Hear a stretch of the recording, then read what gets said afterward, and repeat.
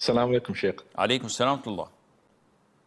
Sheikh, recently I heard bribery is like a major sin, and I'm traveling, and in my hotel they don't offer parking that I booked, but the hotel next door offer parking. I wanted to know if I tell the security guard from the building next door, hey, like I'll pay you like £50 if I can park for the week here.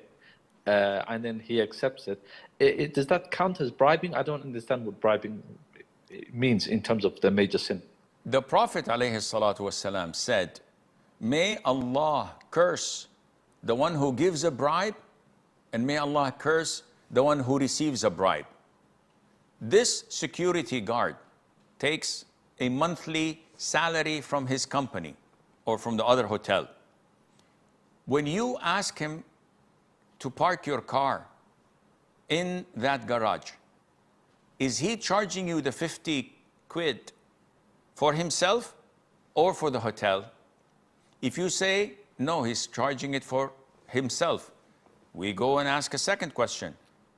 Is he deserving to receive such money?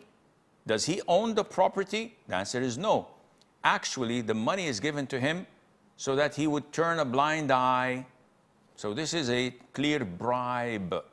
Likewise, if you go to a government official and you give him money underneath the table so that he cut corners for you, that he could help you do something.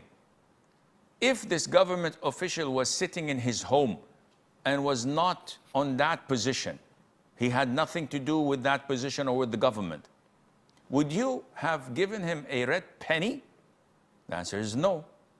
In this case, the money allocated and given to him is for his position, which is a bribe, and both of you are cursed by Allah.